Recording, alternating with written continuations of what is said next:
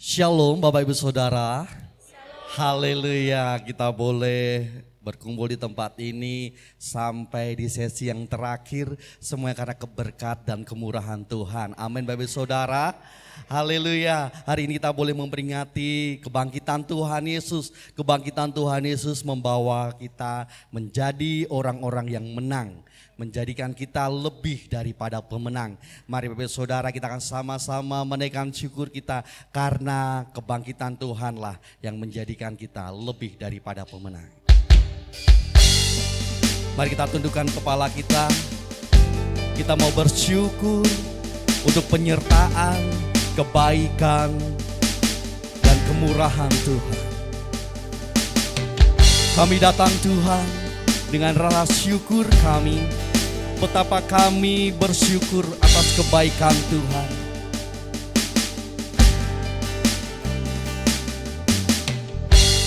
Ku menyembah dalam kudus hadirat-Mu, hampiri tahta kasih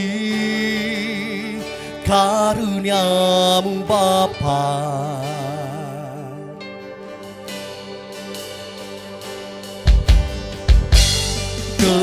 Kekuatanku hanya dalam hadirat-Mu, Yesusku. Hanya Kaulah segalanya.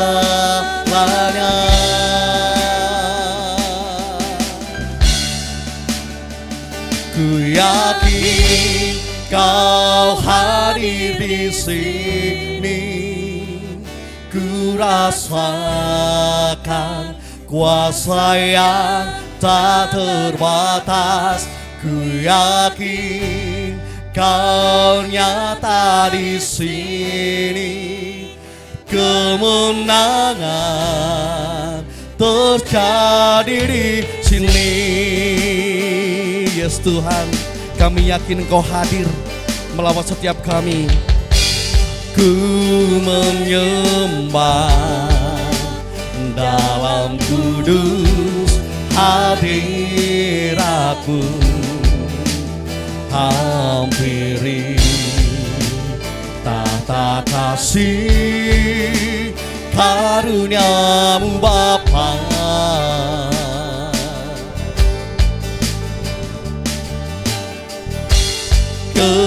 Kekuatanku hanya dalam hadirat-Mu, Yesusku. Hanya Kaulah segalanya. Yesus Kau segalanya. Ku yakin Kau hadir di sini. Ku rasakan kuasa yang tak terbatas. Ku yakin Kau nyata di sini. Kemenangan terjadi di sini. Ku yakin Tuhan, ku yakin Kau hadir di sini. Kami boleh merasakan kuasa Tuhan. Ku yakin Kau nyata di sini. Kemenangan terjadi di sini. Segenap jiwaku memuji-Mu. Sungguh besar Kau Yesusku. Segenap menyembah-Mu. Kau besar, Kau besar. Segenap jiwa kami Tuhan, segenap jiwaku memuji-Mu. Sungguh besar Kau Yesusku. Dan segenap hatiku menyembahmu. Kau besar, kau besar, kau besar, kau besar.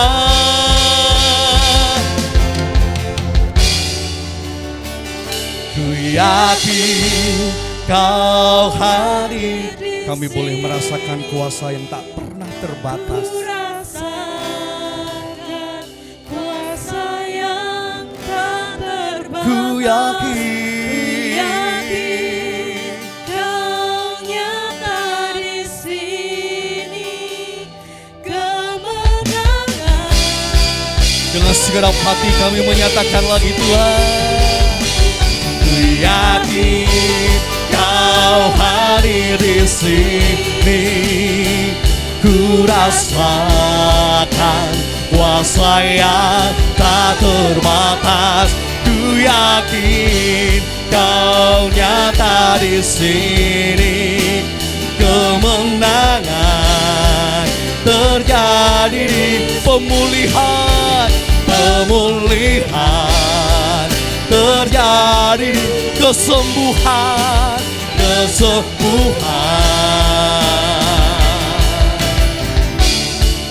terjadi di sini. Berikan kemuliaan bagi Tuhan.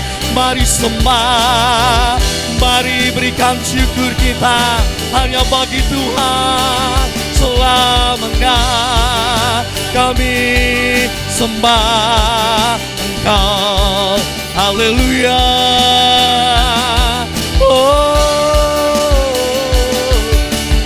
Kami sembah Engkau Tuhan dengan segenap hati dan segenap jiwa kami. Haleluya.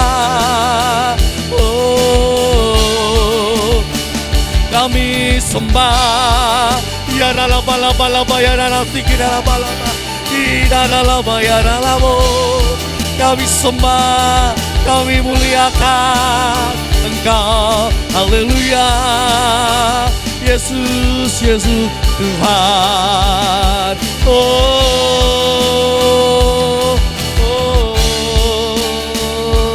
Besar Allahku,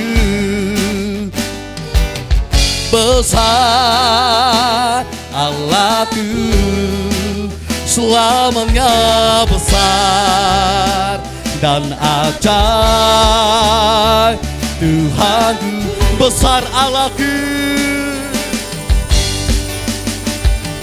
besar Allahku, selamanya besar Allahku, selamanya besar dan ajaib.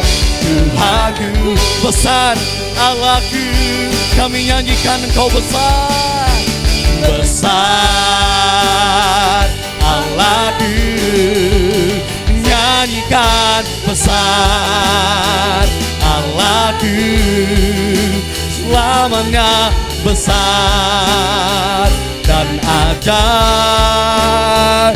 Tuhanku, Kau yang layak untuk disembah, layak disembah. Kau Raja segala raja, hatiku bernyanyi. Kau besar, layak disembah, layak disembah. Kau Raja segala raja, hatiku bernyanyi. Kau besar, menyatakan dengan segenap hati. Besar Allahku, nyanyikan besar Allahku, selamanya dan ajaib. Tuhanku. Sekali lagi dengan segenap hatimu. Besar Allahku, selangkan besar Allahku, selamanya besar dan ajaib Tuhanku. Selamanya besar dan ajaib Tuhanku. Selamanya besar dan ajaib Tuhanku. Berikan sorak-sorai bagi Allah kita. Haleluya, haleluya. Betapa kami bersyukur Tuhan untuk anugerah keselamatan yang Tuhan sudah berikan kepada kami.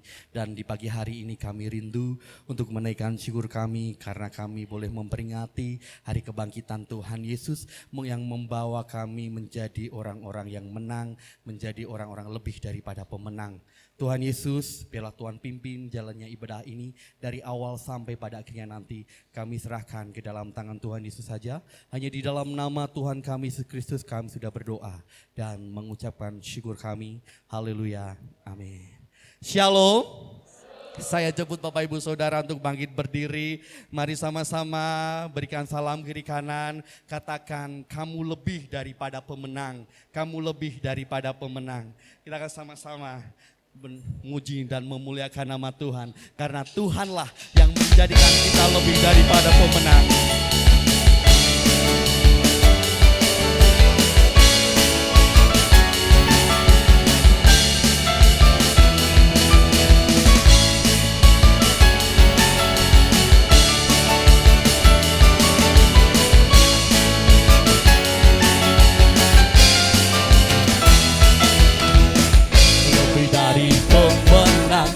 Segala perkara bisa dikalahkan oleh kuasa darahnya.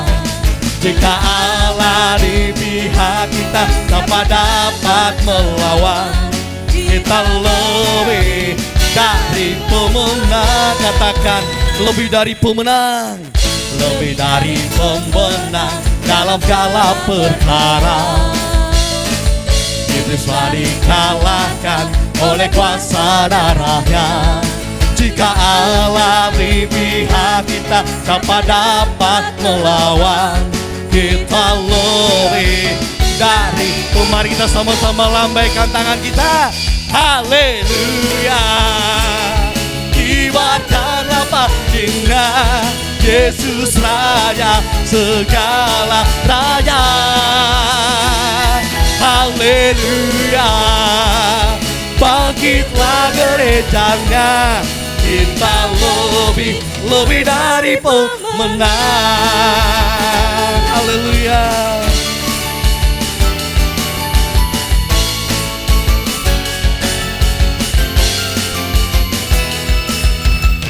Lebih dari pemenang dalam segala perkara. Iblislah dikalahkan oleh kuasa darahnya. Jika Allah di pihak kita, siapa dapat melawan? Kita lebih. Mari umat pemenang nyatakan haleluya, haleluya. Kibarkanlah bajunya, Yesus Raja segala raja. Haleluya. Bangkitlah gerejanya, kita lebih dari pemenang. Haleluya. Kita mau deklarasikan bahwa kita lebih daripada pemenang. Amin Bapak Saudara. Haleluya. Kita lebih dari pemenang. Kita lebih dari pemenang. Kita lebih dari pemenang. Kita lebih dari pemenang. Kita lebih dari pemenang. Kita lebih dari pemenang. Kita lebih dari pemenang. Kita lebih Allah di pihak kita, siapa dapat melawan? Tidak ada yang dapat melawan kita. Haleluya, haleluya. Dibuatkanlah pastinya Yesus Raja segala raja. Haleluya, bangkitlah gerejanya, kita lebih dari pemenang. Kita lebih dari pemenang. Kita lebih dari pemenang. Berikan sorak-sorak bagi Allah kita. Haleluya. Kita boleh diberi kuasa oleh Tuhan untuk dapat menaklukkan semua musuh kita. Dan kita dijadikan lebih daripada pemenang. Amin. Haleluya, aku diberi kuasa.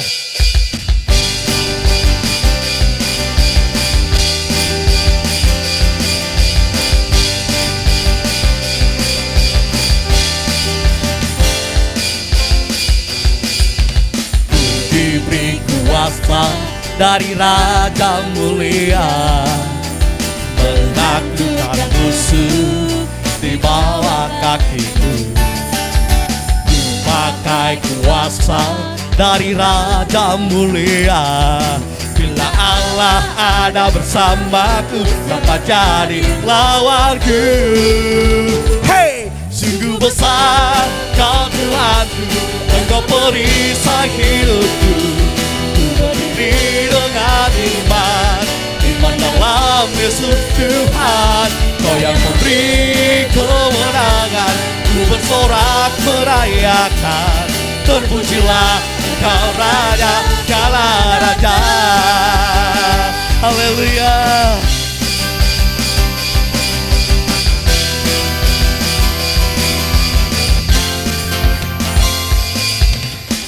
Diberi kuasa dari Raja Mulia, menaklukkan musuh di bawah kaki. Ku pakai kuasa dari Raja Mulia. Bila Allah ada bersamaku, dapat jadi lawan. Bila Allah ada bersamaku, dapat jadi. Bila Allah ada bersamaku, dapat jadi lawanku.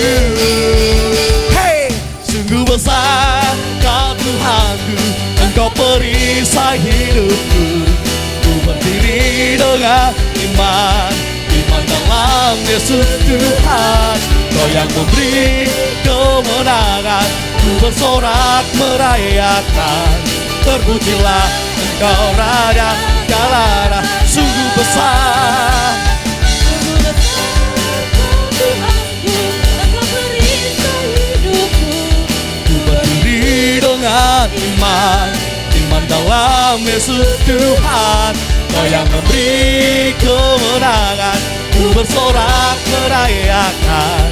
Terpujilah Engkau Raja, segala terpujilah. Terpujilah Engkau Raja, segala raja. Terpujilah Engkau Raja, hey, segala raja. Berikan kemuliaan bagi nama Tuhan. Silakan duduk Bapak Ibu Saudara. Dalam hadirat Tuhan kita akan sama-sama mempersiapkan hati kita untuk mendengarkan firman Tuhan. Kita mau tundukkan kepala kita. Kita akan sama-sama memberikan hati yang terbaik bagi Allah kita. Kami datang Tuhan dengan segenap hati kami. Kami buka hati kami. Biarlah firman-Mu tertanam di dalam hati kami. Dan kami boleh semakin kuat di dalam Engkau. Pernahkah kita renungkan yang sungguh tiada rindukan. Sudahkah kita mengerti yang paling dia ingini, agar kita bertahan teguh di dalam iman, tahan uji hingga nanti Dia panggil kita kembali.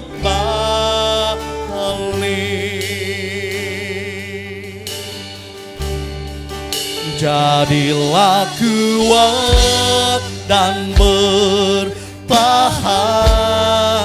jadi pemenang dalam iman.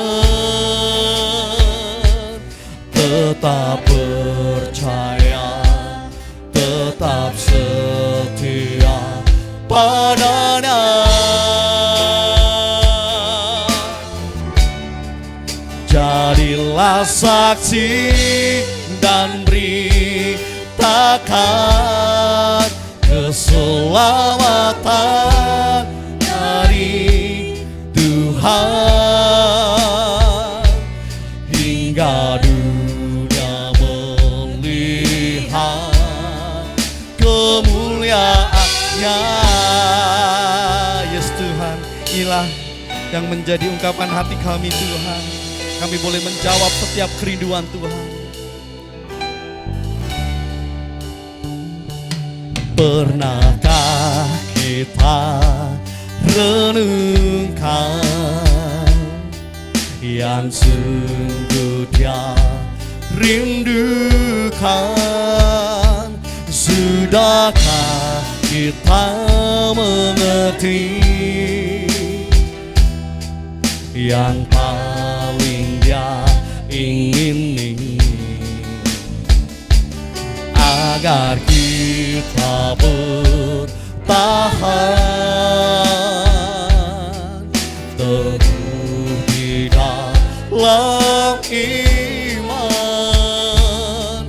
tahan uji hingga nanti Dia panggil kita kembali.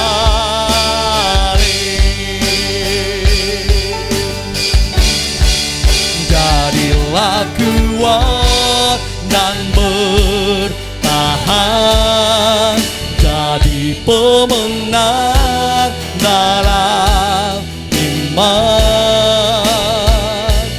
Tetap setia, tetap setia padanya.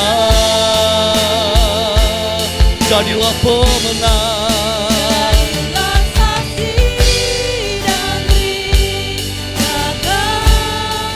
keselamatan dari Tuhan, hingga dunia melihat kemuliaan-Nya. Saya jemput Bapak Ibu Saudara untuk bangkit berdiri, kita siapkan hati kita. Jadilah kuat dan bertahan, jadi pemenang dalam iman. Tetap percaya, tetap setia padanya.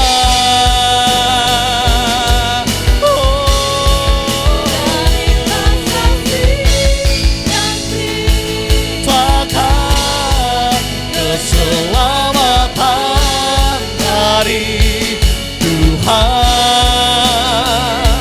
hingga dunia melihat kemuliaan-Nya. Kali ini dengan segenap hati kita, jadilah kuat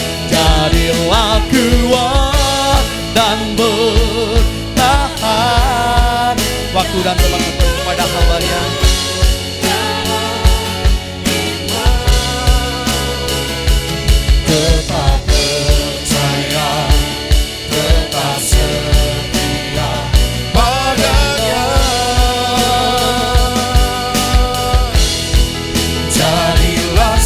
kasih dan beritakan keselamatan dari Tuhan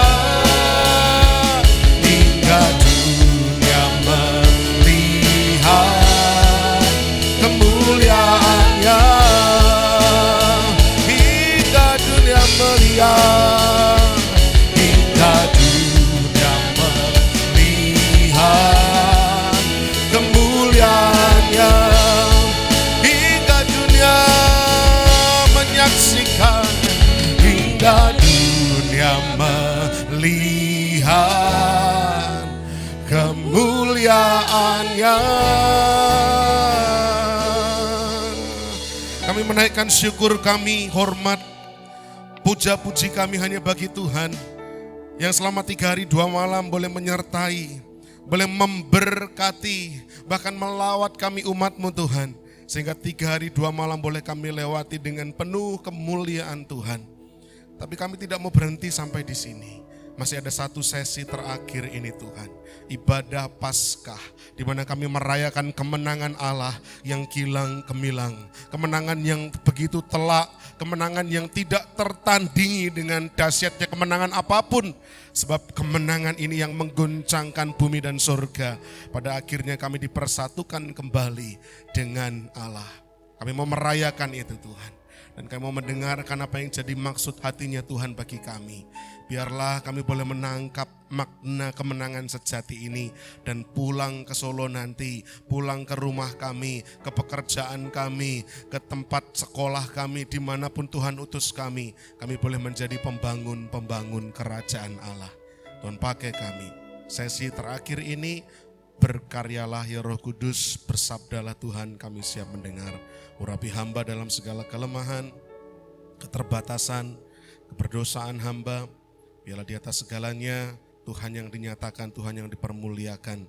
Jemaat dimampukan mengerti, melakukan firman Tuhan. Dalam nama Tuhan kami Yesus Kristus, kami siap sambut firman-Mu. Mari setiap kita yang siap dengar firman berkata bersama-sama, amin. Puji Tuhan, terima kasih. Silakan duduk Bapak Ibu Saudara. Ya, puji Tuhan. Shalom. Selamat Paskah. Selamat Paskah Bapak Ibu. Boleh katakan kanan kiri selamat Paskah. Nah, nanti kita selesai ibadah mungkin boleh menghampiri rekan-rekan kita, keluarga Allah di JKI MCC ini untuk mengucapkan selamat Paskah. Selamat Paskah. Bapak Ibu Saudara, gimana 3 hari 2 malam? Capek? Saya lihat Fanya agak sakit, ya. Kita berdoa nanti untuk anak Fanya supaya boleh sehat, fit kembali. Dan juga kabar baik, anak Emilius, anak Mas Dani, Mbak Marta sudah pulang ke rumah. Puji Tuhan, ya. Doa daripada Bapak Ibu Saudara semua juga. Nanti kalau tim besuk, Bu Kris bisa kita kunjungi di rumah saja. Jadi malah puji Tuhan, jadi semua bisa berjumpa. Nah Bapak Ibu Saudara dikasih oleh Tuhan, saya mau tanya sekali lagi, yang capek boleh angkat tangan yuk, jujur. Saya lumayan rodo capek, ya suaranya kayak kodok. Ada yang capek angkat tangan? Wajar manusia, ya. Ada yang kurang tidurnya angkat tangan? Puji Tuhan kurang tidur, ya. Di saat kita kurang tidur, disitulah kita bisa ngerti betapa berharganya waktu tidur, betul? Jadi wah ya neng omahku tak turu saya ngangler gitu ya. Bapak Ibu Saudara, tapi di atas semuanya itu yang merasa diberkati selama 3 hari 2 malam boleh tepuk tangan. Oh luar biasa, puji Tuhan. Saya percaya Bapak Ibu Saudara bukan cuma diberkati karena kebersamaannya. Bukan cuma diberkati karena kelucuan-kelucuan daripada Bapak Ibu jemaat di JKI MCC gitu ya. Kalau saya ingat baik-baik itu retret yang pertama waktu itu masih pakai ruang kecil ya Pak Andreas ya. Hanya sekitar 40-an orang. Itu belum ada malam inaugurasi. Masih cuman permainan. Itu juga masih jaim-jaiman. Isin-isinan gitu. Lalu retret kedua sudah pindah ke ruangan ini mulai pakai inaugurasi. Nah itu mulai kelihatan nyelenehnya Bapak Ibu Saudara. Retret ketiga, wah itu makin menjadi. Ya, ada yang fashion show pakai plastik itu saya ingat sekali gitu ya. Kresek di sini, lah gitu kan. Dan yang kemarin retret keempat, saya kadang-kadang heran ini sebenarnya ini rasa malunya kita itu sebenarnya di mana atau kita buang ya. Ya.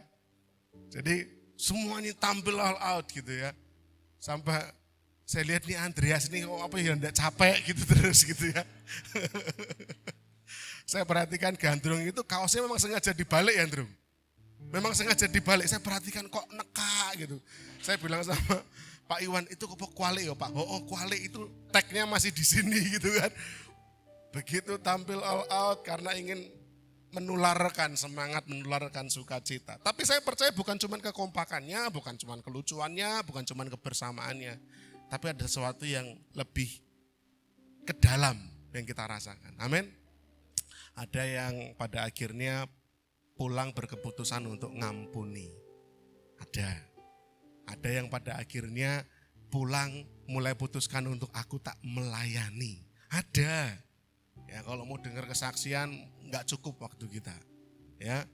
Ada yang pada akhirnya merasakan ini retret pertama, pengen ngerti kaya apa. Dan kemudian habis-habisan di retret, ya. Air matanya banyu mili, saudara. Ada. Ya. Yang penting di dalamnya, apa yang kita rasakan secara rohani, itulah yang menjadi tujuan utama retret ini. Dan saya bersyukur Bapak Ibu Saudara boleh merasakan itu. Dan hari ini kita akan menutup rangkaian retret dengan ibadah raya Paskah. Ya, orang lain ibadah rayanya di gerejanya masing-masing karena kita belum ada gereja, kita di Bukit Hermon. Tapi sejatinya orang-orang inilah gereja. Gereja bukan gedungnya tapi gereja adalah orangnya. Dan tema Paskah kita kali ini adalah Victory with the King. Victory, kemenangan dengan Sang Raja. Kemenangan bersama Sang Raja. Katakan victory. Nah, victory itu tandanya gini. Kalau Bapak Ibu Saudara foto terus gini, ini artinya victory. Artinya menang. Ya, nanti mungkin kalau kita foto bersama, kita pose bareng-bareng. Wah, victory gitu ya. Kita sudah menang bersama dengan Sang Raja. Bapak Saudara yang dikasih oleh Tuhan, pertanyaan untuk kita renungkan pagi hari ini bersama-sama. Untuk membuka perenungan Paskah kita. Apa yang lebih menakutkan daripada hukuman yang sifatnya kekal selama-lamanya? Apa yang lebih menakutkan? Ke kamar mandi sendirian? Dibandingkan hukuman kekal selama-lamanya, gak ada apa-apanya. Ke aula malam-malam sendirian? Dibandingkan hukuman kekal, gak ada apa-apanya. Menghadap Pak Bos, menakutkan. Menghadap dosen, menakutkan. Atau menghadap calon mertua, menakutkan. Atau menghadap dosen penguji nanti, menakutkan. Atau ekonomi yang suram, menakutkan. Tapi apa coba cari hal yang lebih menakutkan daripada hukuman yang kekal? Kekal itu artinya tidak ada ujungnya. Kekal itu artinya selama-lamanya. Apa yang lebih menakutkan dari itu? Saya pikir kita tidak akan bisa menemukan hal lain yang lebih menakutkan daripada hukuman kekal. Tetapi syukur kepada Tuhan. Ada pertanyaan kedua, apa yang lebih menenangkan hati kita daripada dibela oleh Sang Raja? Ada raja yang mau turun tangan langsung membela kita. Apa yang lebih menenangkan dari itu? Kalau ancaman hukuman kekal itu begitu menakutkan, maka pembelaan daripada Sang Raja itu mendatangkan ketenangan. Amin. Bapak Ibu Saudara, kita ini dipanggil untuk membangun kerajaannya. Ini yang menjadi tema retret kita. Retret ini bukan cuma sekedar pembekalan. Walaupun Butias kemarin khotbahnya memang seperti pembekalan, pakai papan tulis gitu. Dan Bapak Saudara pantas bersyukur bahwa beliau itu begitu all out ngajar di sini. Ya, sekedar informasi, beliau all out ngajar seperti itu, ya dia di tempat yang di luar gereja beliau. Beliau sendiri merasakan antusiasme yang begitu luar biasa ketika berbagi di tempat ini. Kemarin saya cerita dengan beberapa orang. Ketika panjenengan semua kumpul bikin kelompok di sini, saya dengan Bu Tias ngobrol berdua di depan. Beliau ngendikan begini. Beliau panggil saya Mas Denny, panggilan akrabnya. Mas Denny, ini modal besar. Ini aset kerajaan Allah. Ini yo, dia bilang ini yo, saya itu puluhan tahun di GKJ Nusuan. Semangat belajar firman yang seperti ini saya belum temukan. Lah panjenengan sama MCC lo baru 3 tahun. Kelaparannya itu seperti ini. Makanya kalau panjenengan kemarin menyaksikan beliau itu lah ngajar lo koyo sing seneng. Pengennya ndak rampung gitu. Waktu saya tinggal berapa menit, nek iso dibablaske. Tapi kan panjenengan butuh istirahat Bapak Ibu. Jemaat butuh latihan inaugurasi, butuh makan siang. Tapi beliau pengennya kurang berapa menit Mas, kurang berapa menit Mas. Karena beliau begitu antusias. Beliau kaget ketika tanya, Bapak Saudara, apa yang Bapak Saudara bayangkan terhadap jemaat Korintus? Bisa dijawab. Loh kok jawab gitu kan. Apa yang Bapak Saudara bayangkan tentang pribadi Paulus? Jemaat jawab, loh kok jawab? Beliau berkata, jemaatnya MCC itu jemaat pembelajar. Senang sinau. Konteks Korintus ngerti, konteks pribadi Paulus kok ngerti, kok mudeng. Efesus kayak apa loh, kok mudeng. Ya karena panjenengan dengar khotbah di Oikos lah dionsei lagi tuh ya. Korintus kayak apa, Efesus kayak apa, Galatia seperti apa. Beliau begitu antusias. Tapi ini bukan cuma sekedar pembekalan Bapak Ibu. Retret bukan sekedar pembekalan, tapi ini panggilan untuk kita menjadi pemenang sejati di dalam Tuhan. Kita diundang untuk berjalan dalam kemenangan itu dan membangun kerajaannya. Kemarin saya sudah terangkan bahwa kerajaan yang dimaksud bukan kita mau membangun dari batu bata, bukan. Tetapi kerajaan itu yang di rumah kita. Kita bangun nilai-nilai kerajaan, kita bangun di kantor kita bangun di lingkungan masyarakat kita bangun di gereja kita, nilai-nilai kerajaan Allah. Jadi begitu kemanapun kita melangkah itu orang melihat ini pribadi yang beda, ini figur yang beda. Ini figur yang bisa mendatangkan solusi, ini figur yang bisa mendatangkan damai. Itu kita sedang membangun kerajaan Allah. Kita diundang untuk membangun kerajaannya. Ayat yang akan kita baca pagi hari ini Bapak Ibu, ini sinarnya kuat sekali. Dulu ada korden di sini. Kordennya diambil. Satu sisi senang juga karena bisa dede gitu ya. Maktuk, Samuel, Bu Asih, Karen itu di situ soal anget gitu, enak. Yang di sini tuh pencinta dingin, yang di sini pencinta kehangatan. Yang di tengah suam-suam kuku berarti. Ya, jadi akhirnya agak gak kelihatan Bapak Ibu, ngapunten ya, agak gak kelihatan. Saya akan tunjukkan aja. Kita buka Roma 8 ayat 35-39 Bapak Ibu. Roma 8 ayat 35 sampai 39 saya baca, untuk kita baca dari ayat 33 saja supaya utuh ya. Kita baca mulai ayat 33 supaya kita bisa sedikit lebih dalam lagi. 33 sampai 39. 33 sampai 39. Kita baca ayat 33 sampai 39. Saya baca yang ganjil, Bapak Ibu Saudara baca yang genap. Siapakah yang akan menggugat orang-orang pilihan Allah? Allah yang membenarkan mereka. Siapakah yang akan menghukum mereka?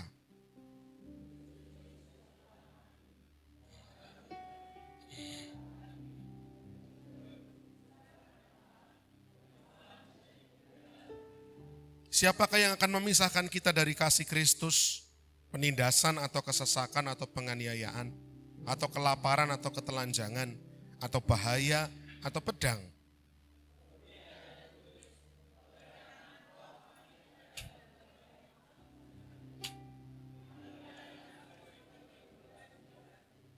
Tapi dalam semuanya itu kita lebih daripada orang-orang yang menang oleh Dia yang telah mengasihi kita.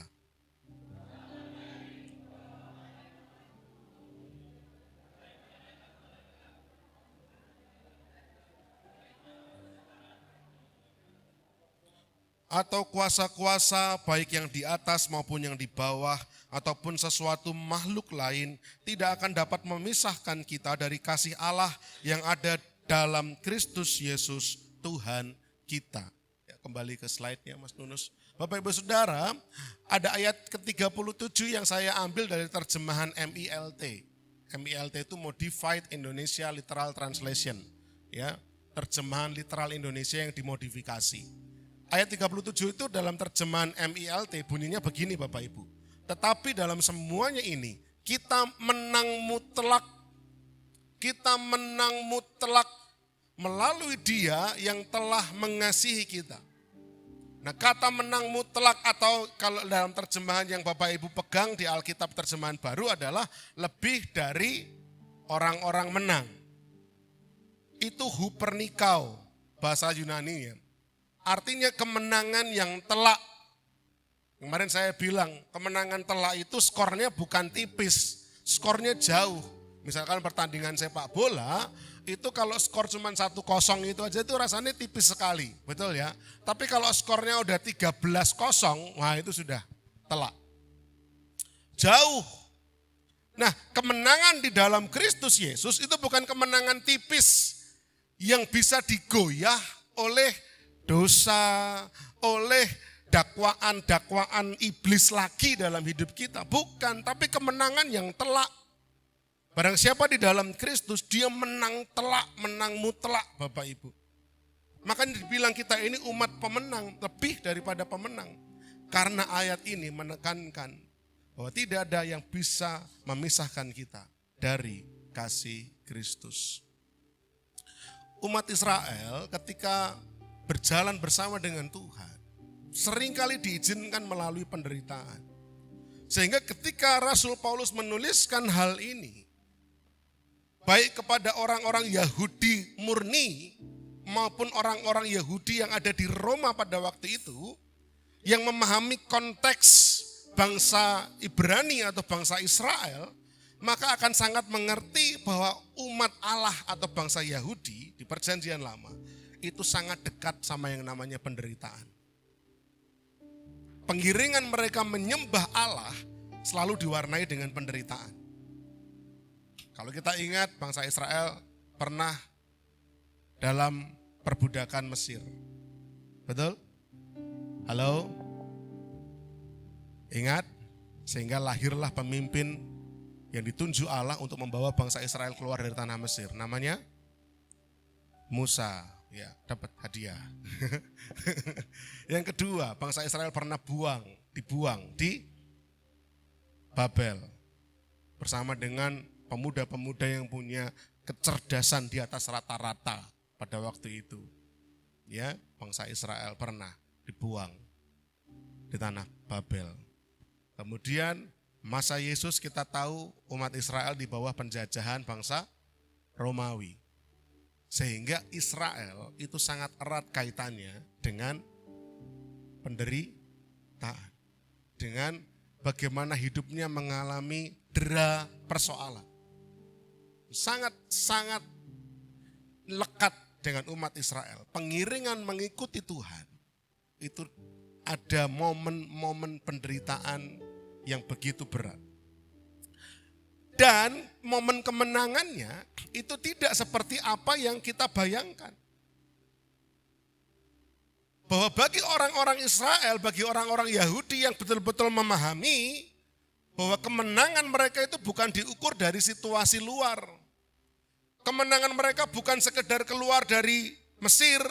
Kemenangan mereka bukan sekedar ketika mereka keluar dari Babel, kembali dari pembuangan. Kemenangan mereka bukan sekedar ketika terlepas dari penjajahan Roma.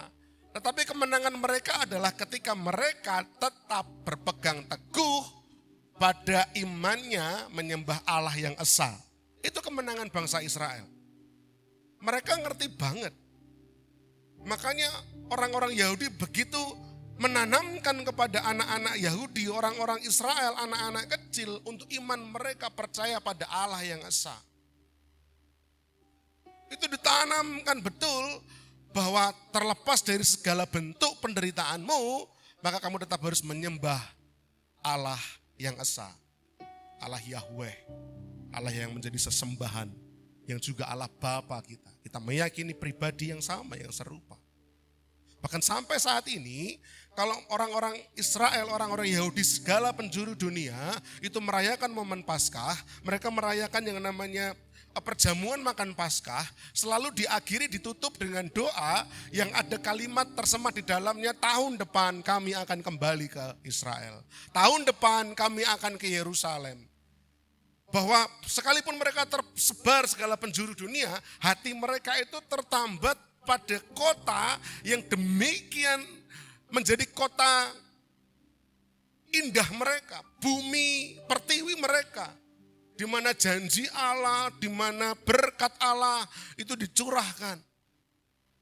Itu orang Israel. Jadi kemenangan mereka mengimani bahwa kemenangannya itu diukur dari kesetiaan akan perjanjian Allah, akan keberadaan Allah di tengah-tengah umatnya. Nah, ini yang disorot Rasul Paulus dalam Roma pasal 8 yang mencoba untuk dikonekkan dengan orang-orang Kristen. Bahwa kita akan menang bukan ketika semuanya baik-baik saja. Sama seperti orang Israel, sekalipun dalam penderitaan mereka menang selama mereka tetap memegang setianya pada Allah yang esa. Nah, Paulus mencoba tanamkan hal itu kepada orang-orang Kristen di Roma. Bahwa kita menang di dalam semuanya itu. Apa di dalam semuanya itu? Dalam aniaya, dalam pedang, dalam kelaparan, dalam ketelanjangan. Di dalam menghadapi hal-hal itu kita ini menang, Bapak Ibu Saudara. Kita bukan pemenang karena gak ada masalah. Tapi karena di dalam masalah itu kasih Kristus gak pernah gagal. Amin. Siapa di sini yang gak ada masalah? Semua kita punya masalah. Ada yang masalah beratnya di faktor ekonomi. Ada yang masalah beratnya di faktor keluarga. Ada yang masalah beratnya di faktor pekerjaan. Ada yang masalah beratnya di faktor pendidikan. Masing-masing orang punya masalah. Masa saya umat yang menang? Iya. Kita umat pemenang karena melewati masalah-masalah ini, kasih Kristus tidak pernah gagal. Kasih Kristus tidak pernah terpisahkan dari diri kita. Makanya kita dibilang kita ini umat pemenang. Pagi hari ini saya bagikan pada Bapak Ibu Saudara 3 dimensi kemenangan sejati di dalam Kristus. Dan ini yang saya harap bisa sungguh-sungguh kita pahami. Ringan saja, cepat saja. Yang pertama, bahwa kita menang karena Kristus sendiri yang menjadi pembela kita. Katakan pembela. Dalam ruang persidangan ada hakim agung persidangan surga, itu Allah Bapa. Pendakwa kita atau hasatan itu adalah iblis. Dan pembela kita adalah Allah Putra. Hakim agung adalah Allah Bapa. Setan itu pendakwa kita. Yesus Kristus itu pembela kita. Dalam pengadilan sorga, kita adalah terdakwa. Tapi seperti yang kemarin saya gambarkan Bapak Ibu Saudara, kita tidak perlu takut akan dakwaan hukuman. Kenapa? Karena pembela kita sudah mengambil hukuman kita. Kita yang semestinya terima hukuman, tapi pembela kita yang ambil alih hukuman kita dan dia yang menerimanya. Dan itu yang membuat kita bersyukur karena Kristus sendiri yang jadi pembela kita Bapak Ibu Saudara. Roma 8 ayat 33 sampai 34 saya akan bacakan. Siapakah yang akan menggugat orang-orang pilihan Allah? Allah yang membenarkan mereka. Siapakah yang akan menghukum mereka? Kristus Yesus yang telah mati. Bahkan yang lebih lagi yang telah bangkit, yang juga duduk di sebelah kanan Allah, yang malah jadi pembela bagi kita. Saya begitu bergelora hati ini, membayangkan bagaimana emosi yang sedang dirasakan Rasul Paulus ketika menulis kata-kata ini. Saya membayangkan bahwa dalam dia menulis ini, dia seperti sedang menantang iblis. Dia seperti sedang menantang iblis. Siapa yang berani menggugat umat pilihan Allah? Siapa yang berani menggugat orang-orang pilihan Allah? Ayo ngomong. Siapa? Allah yang membenarkan mereka? Atau Yesus Kristus Yang malah menjadi pembela bagi mereka, siapa yang berani menggugat? Ayo ngomong gitu. Betapa Paulus begitu percaya diri sekali menuliskan kata-kata itu. Saya membayangkan kalau itu dalam bentuk percakapan dengan iblis. Iblis tidak bisa jawab. Tapi saudara ingat peristiwa Yesus berhadapan dengan orang gila di Gerasa yang dirasuki oleh ribuan roh jahat, legion. Apa yang terjadi ketika Tuhan menginjakkan kaki di Gerasa? Orang gila ini tersungkur dan berkata, Yesus. Ada masih ingat? Yesus, anak Allah. Apa yang hendak kau perbuat kepada setan yang gemeter menghadapi Yesus Kristus. Paulus berkata, siapa yang berani gugat orang pilihan Allah? Ayo, ngomong. Ayo, Allah yang membenarkan akan gugat, ya orang mungkin, Allah sudah membenarkan. Yesus akan menggugat mereka, ya orang mungkin, Yesus yang jadi pembela. Nah, tinggal kau ya berarti, pendakwa. Wani? Nah gitu, nantang Bapak Ibu. Kemenangan itu, Allah telah membenarkan kita dan tidak ada lagi tuduhan yang sah untuk mendakwa kita orang yang percaya. Kemenangan dimulai dari identitas kita yang dibenarkan. Bukan karena layak, tapi karena karya Kristus. Sekali lagi, Bapak Ibu Saudara bisa lepas dari tuduhan itu, Bapak Ibu Saudara bisa lepas dari dakwaan itu, bukan karena perbuatan baik kita, tapi karena dosa yang kita tanggung, sudah ditanggung Tuhan di kayu salib, rampung. Jadi kita tidak lagi seharusnya, tidak lagi merasa tertekan dengan dakwaan-dakwaan si jahat. Kita sudah dibenarkan, kita sudah dibebaskan dari tuduhan. Gambar ini kita ingat bagaimana Tuhan Yesus itu bertemu dengan perempuan yang kedapatan berbuat zina. Orang-orang Farisi, ahli Taurat datang berbondong-bondong dan menguji Tuhan Yesus. Oh Yesus, kalau menurut kamu loh Yesus, menurut hukum Musa, perempuan ini harus diapakan? Karena menurut aturan Taurat, hukum Musa, barang siapa kedapatan berbuat zina, dia harus dirajam sampai mati. Menurut hukum Musa, diapakno iki? Tuhan hanya, apa dikatakan? Duduk di tanah dan gambar-gambar. Ada yang menafsirkan bahwa Tuhan sedang menulis hukum. Dia sedang menulis, ada seorang teolog yang menafsirkan ketika Tuhan menulis-nulis di tanah itu, dia menulis hukum. Artinya apa? Kok kowe ngomong menurut hukum Musa, wong sing gawe hukum kuwi dudu Musa. Gitu, seakan-akan. Tapi ini sifatnya tafsir.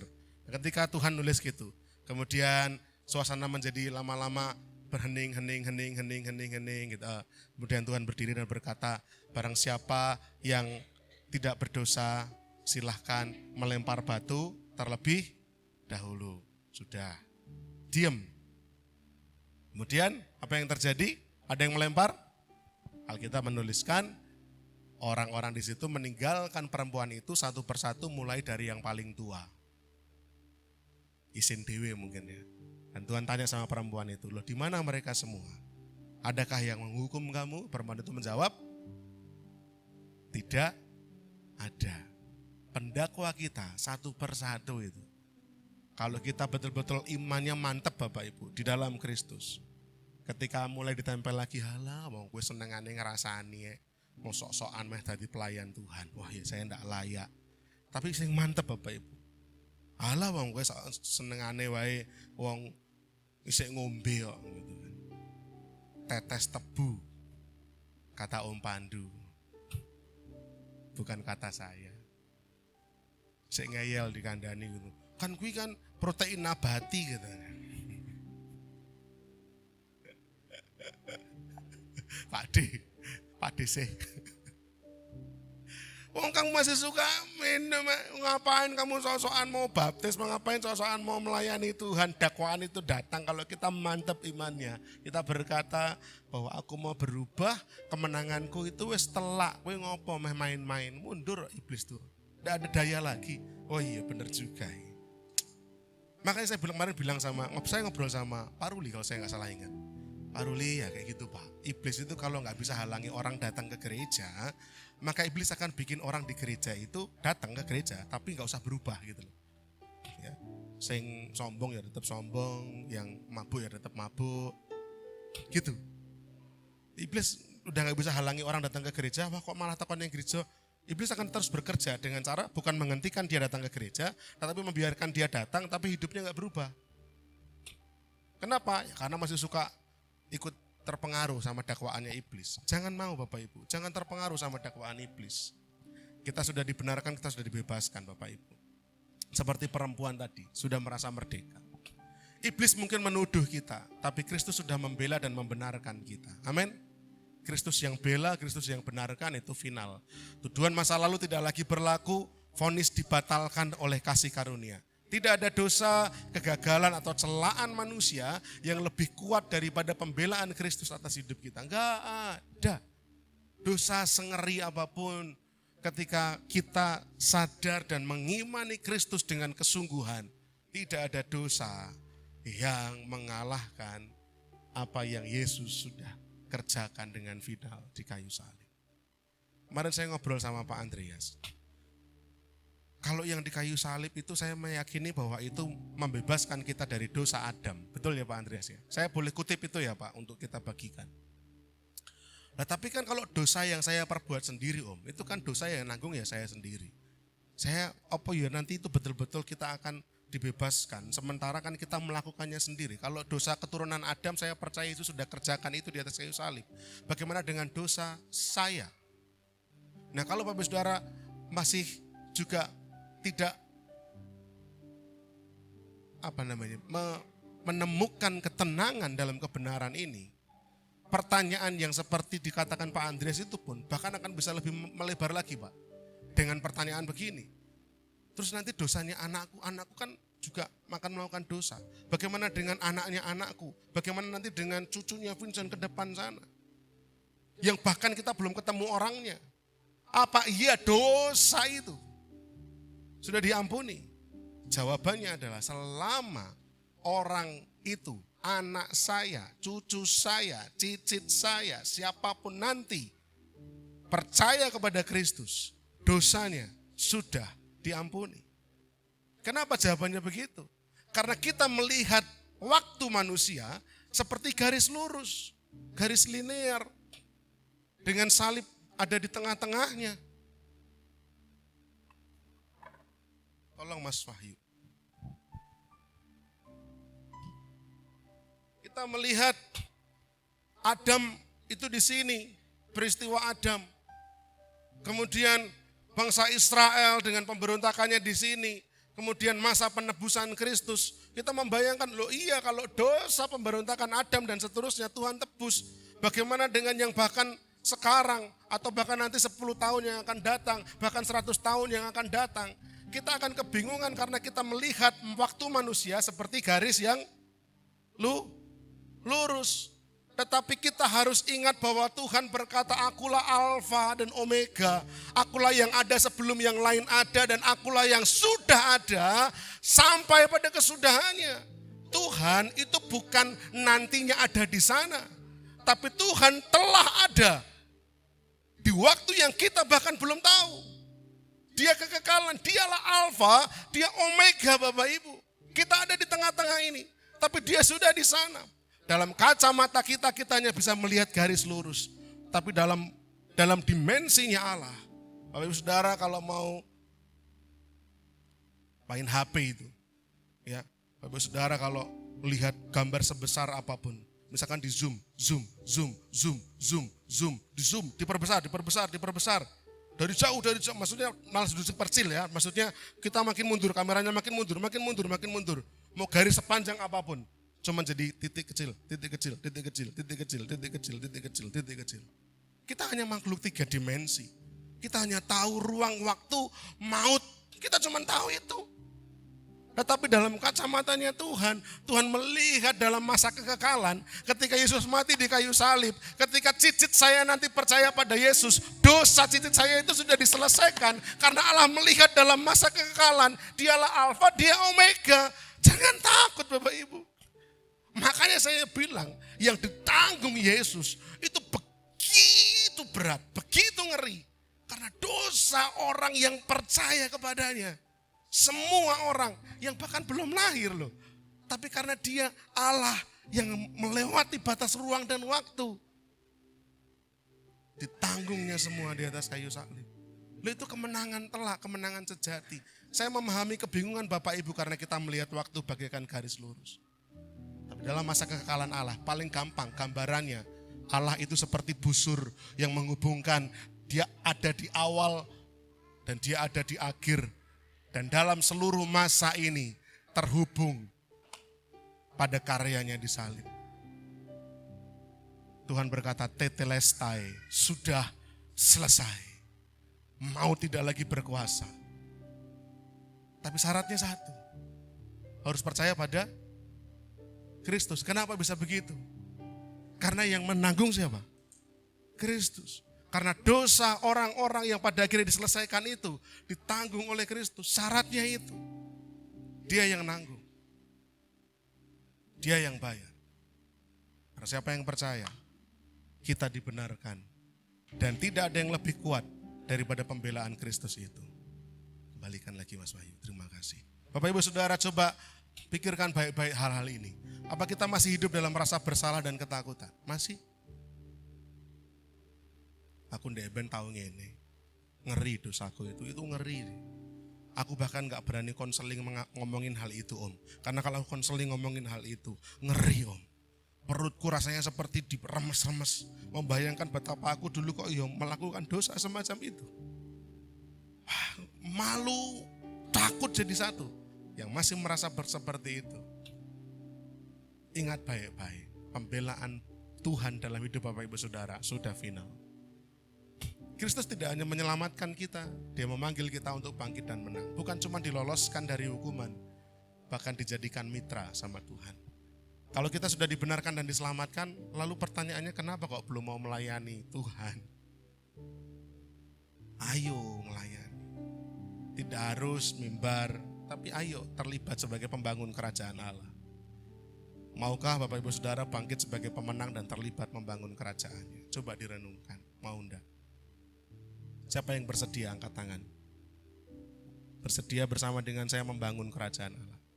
Sekalipun dengan mata yang berat, ngantuk Om, yang bersedia Om. Pokoknya derek. Puji Tuhan, cepat aja yang kedua. Kita menang karena kasih Kristus gak pernah gagal. Katakan gak pernah gagal. Gak pernah gagal Bapak Ibu, gak pernah gagal. Menghadapi apapun, kasihnya gak pernah gagal. Dia selalu punya jawabannya. Roma 8:35-37 saya mau bacakan. Siapakah yang akan memisahkan kita dari kasih Kristus? Penindasan atau kesesakan atau penganiayaan?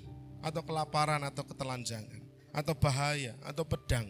Seperti ada tertulis, oleh karena engkau, kami ada dalam bahaya maut sepanjang hari, kami telah dianggap sebagai domba-domba sembelihan. Ini yang saya maksud tadi, umat Israel. Oleh karena engkau Tuhan, karena iman kami kepada Allah yang esa, kami ini seperti domba-domba sembelihan yang sehari-hari itu berhadapan dengan bahaya maut.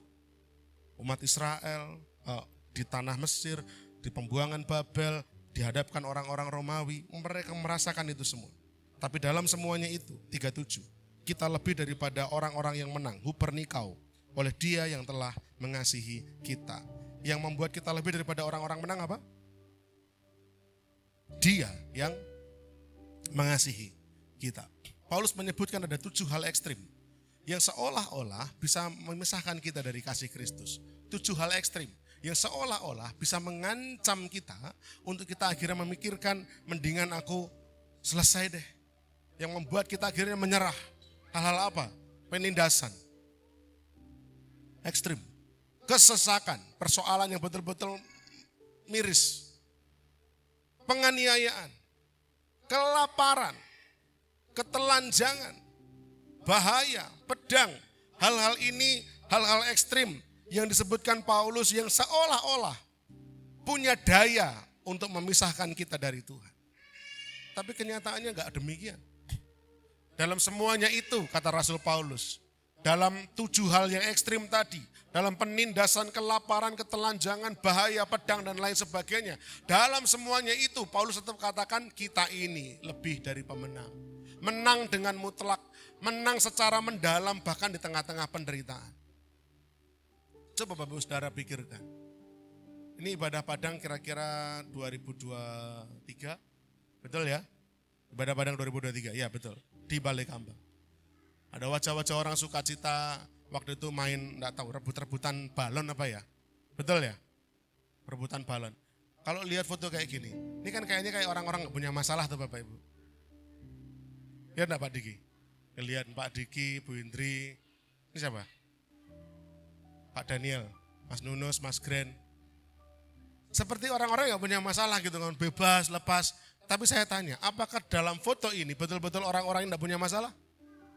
Apakah orang-orang itu tidak mengalami penderitaan mereka? Mereka mengalami. Gampangannya hari ini, apakah kita yang berkumpul di tempat ini tidak mengalami penderitaan? Kita mengalami kesesakan hati kita masing-masing. Tapi apakah kita seakan-akan lesu, lentru, stres, paneng, lemes, kesel, nyerah? Enggak. Kenapa? Karena kemenangan orang percaya diukur bukan dari hilangnya masalah, bukan dari hilangnya kesulitan, tapi karena dalam melewati itu semua kita percaya kasih Tuhan gak pernah katakan amin. Kasih Tuhan gak pernah gagal. Gak pernah.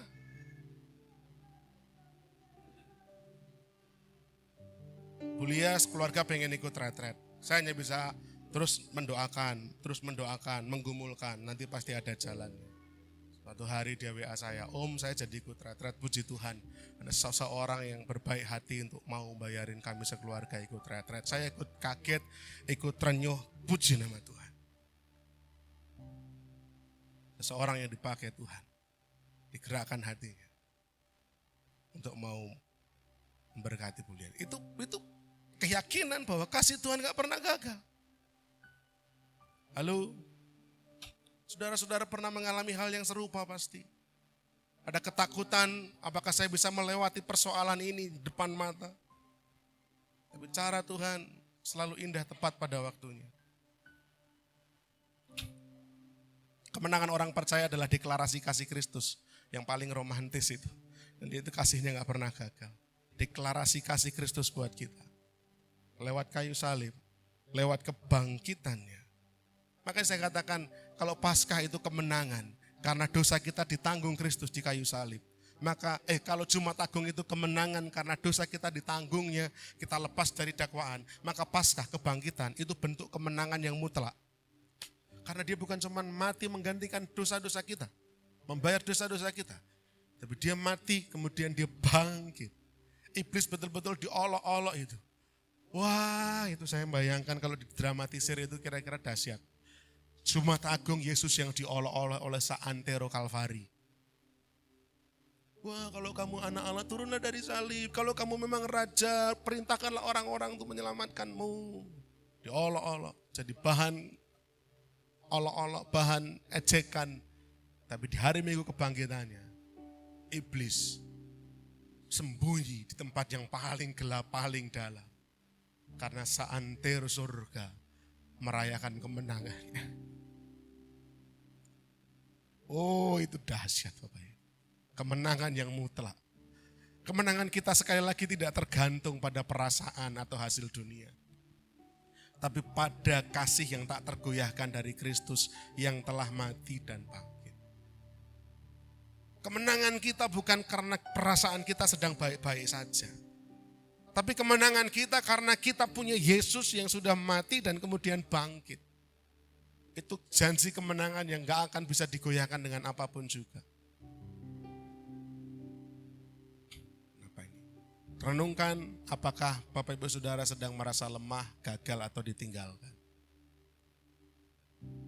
Yang merasakan lemah hari-hari ini, merasa gagal, merasa ditinggalkan, merasa capek, tekanan. Kasih Kristus gak pernah gagal. Dan kemenangan Kristus tetap ada selama Kristus bersama kita. Sekalipun melewati situasi-situasi ini. Sekalipun kita lemah, tapi kemenangannya tetap ada. Sekalipun kita gagal, kemenangannya tetap ada. Sekalipun kita mungkin ngerasa ditinggalkan, kita merasa kesepian, kemenangannya tetap ada. Oleh karena itu angkat kepala kita Bapak Ibu. berjalan dengan yakin. Pertanyaan berikutnya, maukah Bapak Ibu Saudara tetap setia membangun kerajaannya meski dunia kita sedang gak baik-baik aja? Banyak orang seringkali berpikir ketika sedang tidak baik-baik saja, saya juga akan berhenti dulu. Saya tidak akan lakukan sesuatu dulu untuk pekerjaan Allah. Saya butuh waktu. Itu pun pikiran yang saya pikirkan beberapa waktu yang lalu. Saya ambil waktu sabat, itu alasan saya. Saya nggak melayani dulu. 2 tahun setengah, hampir 3 tahun saya nggak pelayanan. Ambil waktu berdiam diri, alasan saya. Enggak. Kalau kita begitu, maka sebenarnya perasaan kita ini yang membuat kita merasa kalah. Padahal sejatinya kita ini pemenang. Sekalipun kita sedang lemah, tetap lakukan bangun kerajaan Allah. Sekalipun kita sedang lelah, tetap lakukan bangun kerajaan Allah. Seperti yang dikatakan Butias kemarin. Paulus sedang tidak baik-baik saja di menghadapi jemaat Korintus. Orang sekaliber Paulus yang begitu luar biasa, bisa takut dan gentar menghadapi orang-orang Korintus. Tekanan apa yang dilakukan jemaat Korintus kepada Paulus sampai Paulus begitu takut berjumpa muka dengan muka sama Korintus. Dia rasa gentar, lemah, tapi tidak membuat Paulus berhenti menyuarakan kebenaran supaya orang Korintus bertobat. Dia lakukan itu dengan kerendahan hati, dia lakukan itu. Aku masih bisa lakukan dengan cara-cara ini. Saya percaya setiap kita masih bisa melakukan sesuatu, sekecil apapun itu, untuk bangun kerajaan Allah.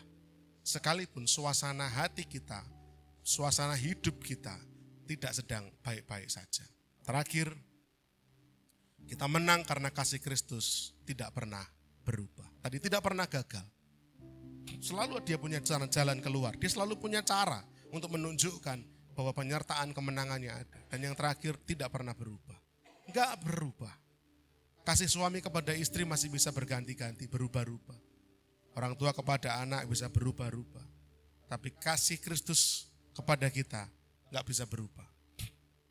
Bapak Ibu Saudara, ayat 38 sampai 39 saya akan bacakan dengan cepat. Sebab aku yakin bahwa baik maut maupun hidup, malaikat-malaikat, pemerintah-pemerintah, baik yang akan datang, baik yang ada sekarang maupun yang akan datang, kuasa-kuasa, baik yang di atas maupun yang di bawah, ataupun sesuatu makhluk lain, tidak akan dapat memisahkan kita dari kasih Allah yang ada di dalam Kristus Yesus Tuhan kita. Tidak ada yang bisa memisahkan kita dari kasih Allah. Kasihnya gak akan berubah. Kalau dahulu dia mengasihi Daniel Raharjo dengan keberdosaannya, sekarang pun Tuhan masih mengasihi seorang Daniel Raharjo dengan segala perjuangannya. Dan waktu nanti ketika iman saya tetap saya jaga dengan kuat, Tuhan akan tetap mengasihi saya dan gak akan merubah kasihnya. Bagi Daniel Raharjo. Hal yang sama juga terjadi bagi Bapak Ibu Saudara. Kasih Kristus tidak akan berubah. Paulus menyebut ada kekuatan terbesar alam semesta. Kehidupan, maut, malaikat, kuasa-kuasa rohani, waktu, masa sekarang, masa depan. Ini nature force, kekuatan alam yang rasa-rasanya begitu kuat sekali. Gak bisa dibendung begitu. Ini kekuatan yang besar. Tapi itu pun tidak berdaya memisahkan kita dari kasih Allah. Kekuatan sedahsyat itu pun gak bisa menggeret kita untuk jauh. Menggeret Allah untuk jauh selama kita tetap menyimpan iman percaya pada Kristus. Enggak bisa. Maka itu ada cerita orang yang dahulunya percaya Yesus, tinggalkan Yesus, tiba-tiba Tuhan tarik kembali. Dan menemukan cinta sejatinya di dalam Kristus. Selalu saja begitu. Selama orang itu masih terus menyimpan Kristus dalam hatinya, maka cinta Tuhan gak akan berubah buat orang ini. Tidak akan berubah bagi hidup kita. Kasih Allah dalam Kristus sifatnya kekal Bapak Ibu. Tidak ada ciptaan, waktu atau kuasa rohani apapun yang dapat memisahkan kita dari Allah dan kasihnya. Katakan amin. Gak ada. Tidak ada. Jaminan kemenangan kita adalah kasih Allah yang tak berubah. Yesus Kristus Sang Raja itu, dia memegang surat yang sudah menyatakan kita tidak bersalah. Selama iman percaya kita ini kuat, surat ini dipegang. Dan semua kuasa-kuasa dunia, semua penguasa-penguasa dunia tidak mampu merebut itu. Tidak mampu memisahkan kita dari kasih Kristus. Ini adalah jaminan yang kekal. Kasih Allah dalam Kristus bukan sekedar kekuatan temporal atau sementara, tapi perjanjian abadi yang melintasi dimensi waktu, ruang, bahkan maut itu sendiri. Enggak ada yang bisa memisahkan kita. Dia begitu kuat menggenggam kita. Saya mau tutup Bapak Ibu Saudara. Saya mau selesaikan khotbah Paskah. Ini gambar apa Bapak Ibu? Ini gambar tabut perjanjian namanya. Tabut perjanjian itu adalah relik suci. Barang yang begitu disucikan oleh umat Israel. Yang ditandu kemana-mana, setiap kali bangsa Israel pindah, pergi, dan selalu ditaruh di kemah, ruang maha kudus, yang menggambarkan hadirat Allah, menggambarkan kemuliaan, kekudusan Allah bagi umatnya. Tidak semua orang bisa menyentuh, bisa masuk ke ruangan yang ada barang ini, relik suci ini. Namanya tabut perjanjian. Apa yang mau saya ceritakan? Hari pertama ketika kita retret di sini, saya undang tim pelayan dan juga tim pastoral untuk berdoa pengurapan. Kami mulai kumpul di sini, saya lakukan sedikit briefing dan kami memuji Tuhan, kami menyembah, kami berdoa. Dan ketika kita sedang menyembah, memuji Tuhan, menyembah, berdoa, ada salah seorang mendapatkan penglihatan. Orang ini memang karunianya penglihatan. Kalau Bapak Ibu Saudara dengar kemarin Bu Pendeta Tias menyampaikan dalam surat Paulus kepada jemaat Korintus, maka Paulus pun menjelaskan ada karunia-karunia rohani selain daripada jawatan, karunia-karunia jawatan. Karunia rohani itu bermacam-macam. Ada bahasa roh, ada kesembuhan, ada menasehati, ada karunia rohani penglihatan, menyembuhkan orang sakit. Orang ini memang karunianya penglihatan. Apa yang dia lihat? Dia melihat di ruangan ini ada benda ini mengambang, terbuat dari emas dan penuh dengan sinar kemuliaan. Nah, yang saya yakin orang ini jujur adalah karena orang ini nggak tahu ini namanya apa.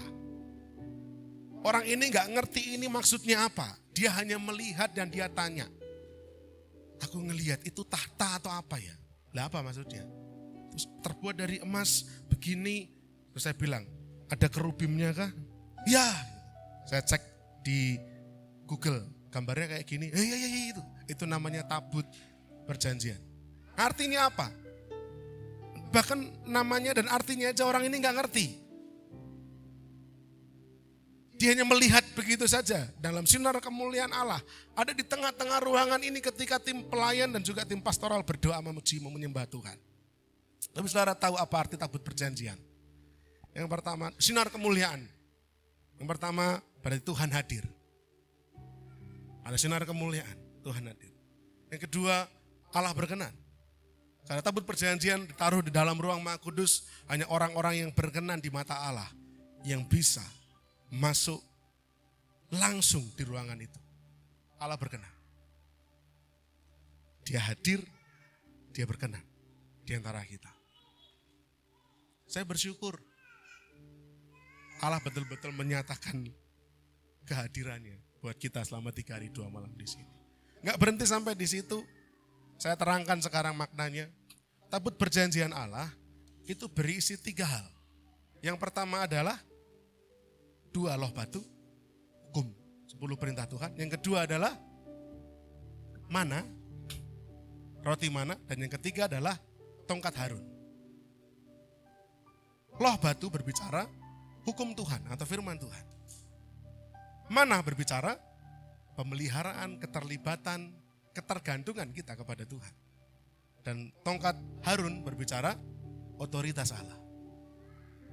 Kalau kita maknai secara profetik artinya, Tuhan mau kita kembali pada nilai-nilai ini dalam membangun kerajaan Allah. Yang pertama, kembali pada firman. Dan saya melihat itu ada dalam diri Bapak Ibu Saudara. Kita bergantung. Kita menyukai firman. Yang kedua, kita bergantung pada mana. Kita punya kebergantungan penuh sama Tuhan. Retret ini dijalankan dalam kebergantungan total kepada Tuhan. Pasrah sama total kepada Tuhan. Ketiga, ada otoritas ilahi yang Allah mau lakukan dalam kehidupan Bapak Ibu Saudara. Mengembalikan kepemimpinan kembali kepada hati Allah. Bahwa Allah sendiri yang berotoritas memimpin Bapak Ibu Saudara, menuntun langkah hidup Bapak Ibu Saudara. Kembali kepada Allah.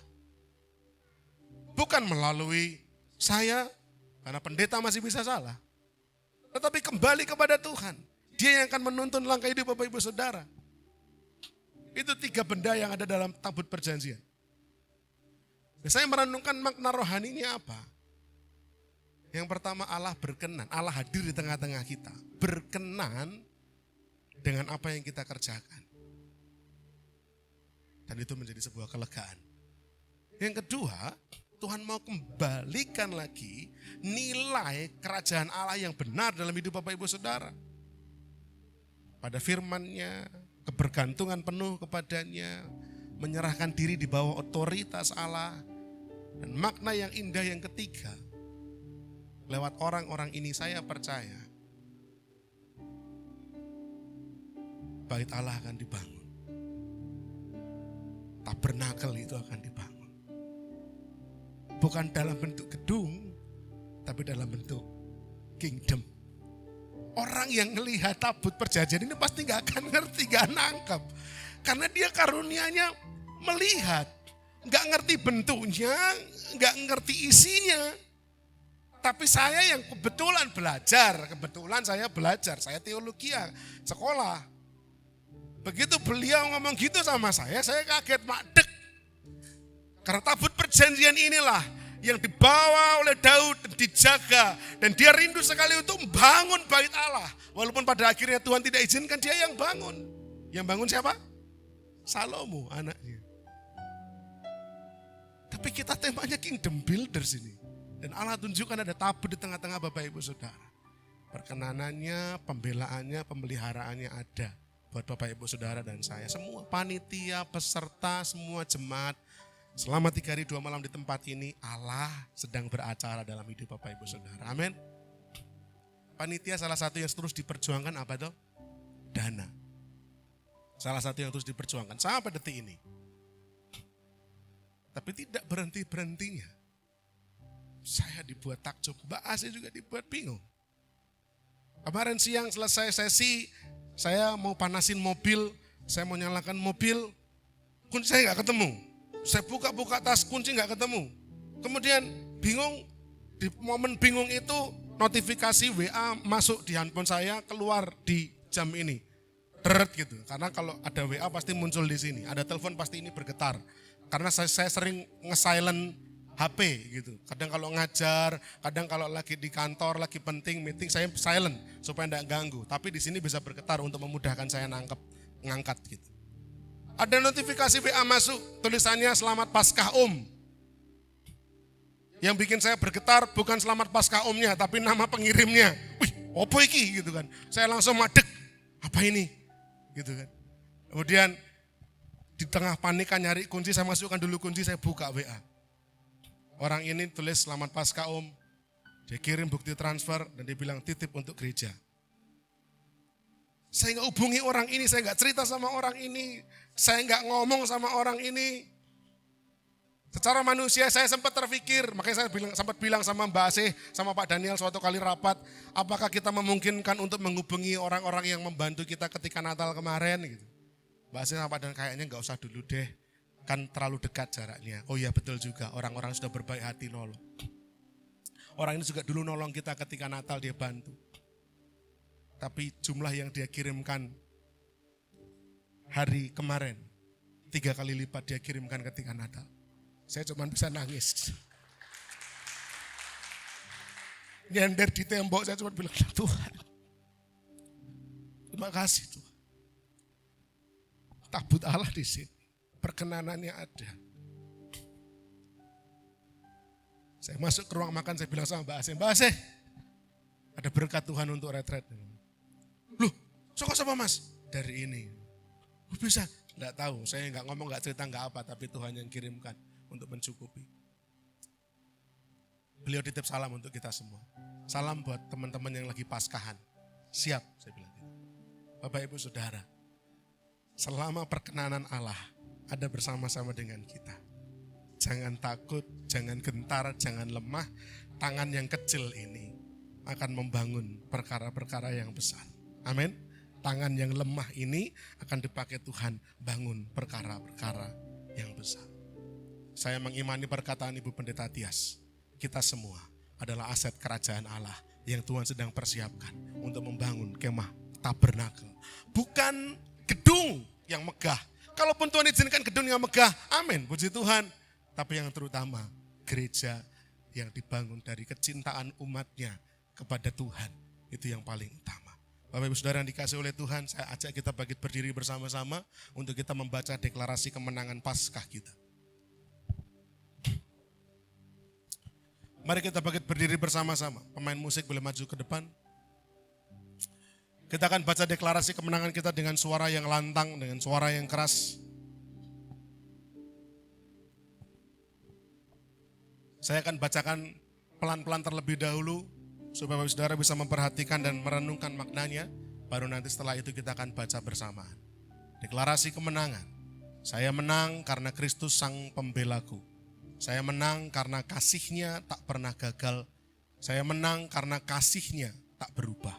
Dalam nama Tuhan Yesus Kristus, aku menang dan memberi diri membangun kerajaan Allah di keluargaku, di pekerjaanku, di lingkup pengaruhku, di gerejaku, di generasiku. Amin. Ya, kita akan baca bersama dengan suara yang keras. 2, 3. Deklarasi kemenangan. Saya menang karena Kristus sang pembelaku. Saya menang karena kasih-Nya tak pernah gagal. Saya menang karena kasih-Nya tak berubah. Dalam nama Tuhan Yesus Kristus, aku menang dan memberi diri membangun kerajaan Allah di keluargaku, di pekerjaanku, di lingkup pengaruhku, di gerejaku, di generasiku. Amin. Beri kemuliaan buat Tuhan kita. Kita naikkan pujian tadi sebelum firman. Pernahkah kita renungkan? Mari kita bersama tunduk kepala bersama. Membacakan, menyanyikan lagu ini lagi. Sambil kita merenungkan setiap kata yang ada. Apakah kita pernah merenungkan keinginannya Tuhan? Apakah kita pernah merenungkan kerinduannya Tuhan? Tidak selalu keinginan kita, tidak selalu kerinduan kita. Tidak melulu apa yang kita mau dalam hidup ini. Tapi kita memilih coba untuk memikirkan hati Tuhan rindu apa ya? Hati Tuhan menginginkan apa ya? Apa yang saya harus lakukan untuk menyenangkan Dia? Itu yang mau kita lakukan sebagai pembangun kerajaan Allah. Mari bersama-sama kita akan masuk dalam hadirat Tuhan lebih dalam dan naikkan pujian ini. Mari katakan bersama-sama. Pernahkah kita renungkan yang sungguh Dia rindukan? Sudahkah kita mengerti yang paling Dia agar kita bertahan teguh di dalam iman, tahan uji hingga nanti. Amin. Dia panggil kita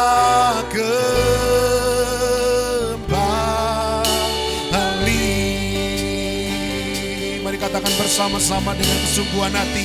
Jadilah kuat dan bertahan, jadi pemenang.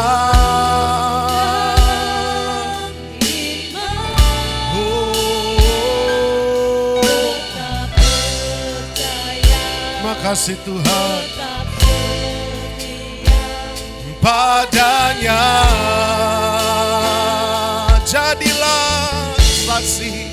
Jadilah saksi dan beritakan keselamatan dari Tuhan.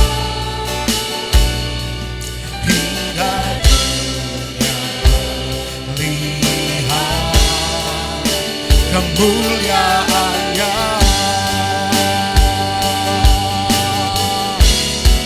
Jadilah kuat dan bertahan, jadi pemenang.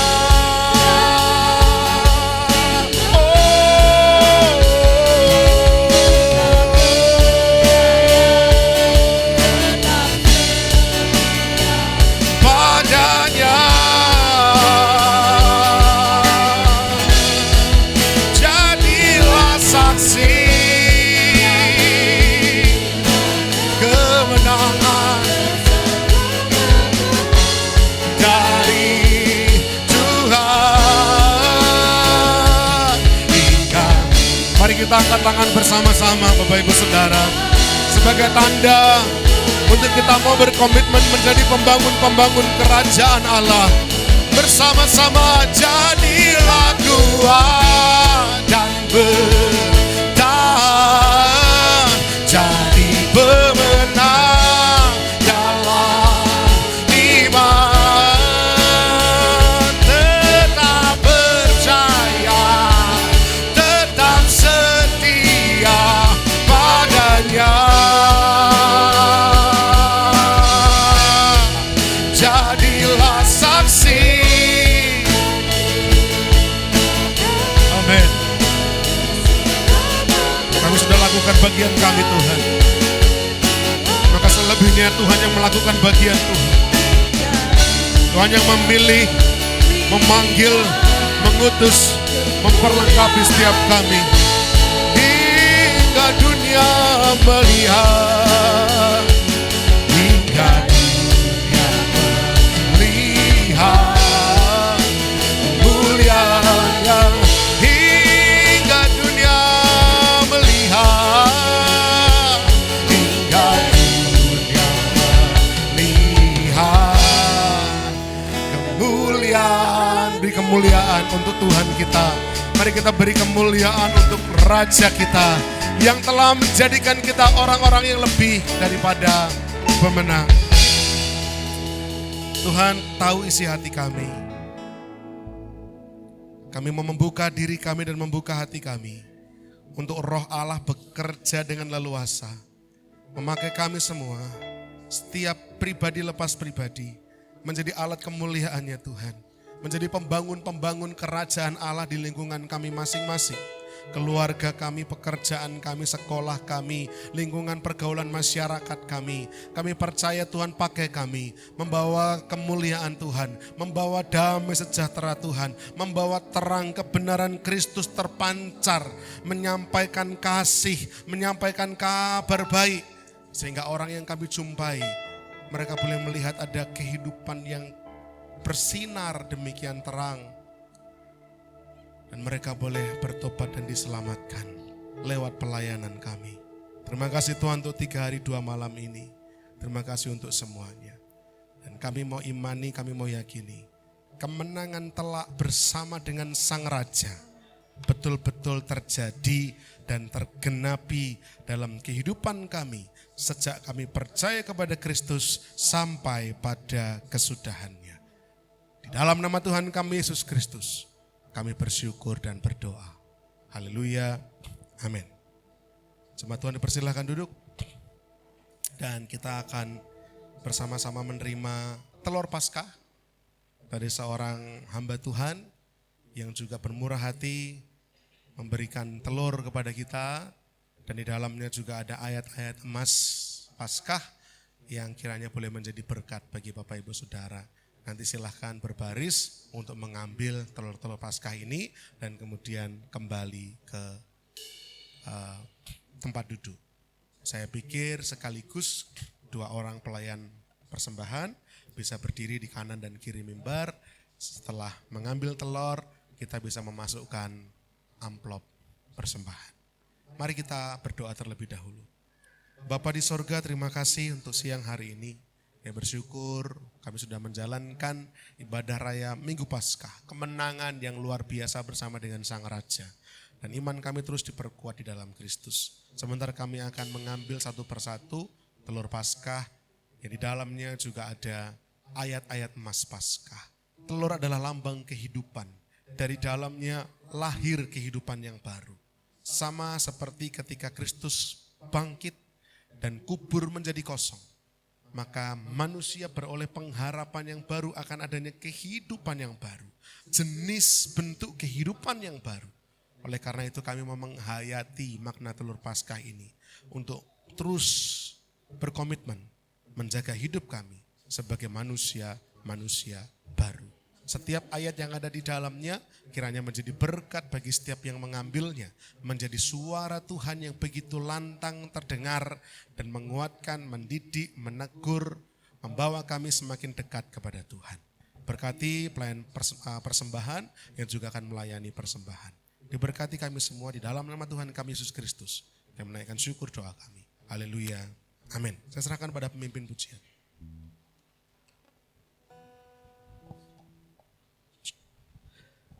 Untuk anak-anak nanti sudah disediakan telurnya ada di belakang khusus untuk anak-anak sekolah minggu dan Bapak Ibu Saudara bisa langsung menerima atau mengambil dan memberikan persembahan. Kita akan sama-sama memuliakan nama Tuhan dengan pujian Ku menang bersama dengan Tuhan Yesus.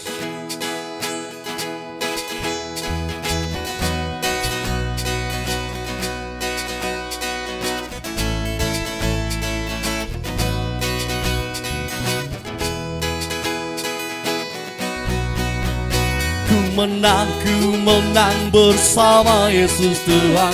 Ku menang di dalam peperangan. Ku menang atas segala setan. Haleluya, haleluya. Ku menang bersama Yesus Tuhan. Ku menang di dalam peperangan. Ku menang atas segala setan. Haleluya, haleluya. Ku menang. Haleluya, Dia bangkit. Haleluya, Dia hidup. Haleluya, Dia naik. Roh Kudus. Ku menang bersama Yesus Tuhan. Ku menang di dalam peperangan. Ku menang atas segala setan. Haleluya, haleluya. Ku menang. Haleluya, Dia bangkit. Haleluya, Dia hidup. Haleluya, Dia naik. Roh Kudus. Ku menang bersama Yesus Tuhan. Ku menang di dalam peperangan. Ku menang atas segala setan. Haleluya, haleluya. Ku menang. Haleluya, Dia bangkit. Haleluya, Dia hidup. Haleluya, Dia naik. Roh Kudus. Haleluya, Dia bangkit. Haleluya, Dia hidup. Haleluya, Dia naik. Roh Kudus. Roh Kudus. Roh Kudus.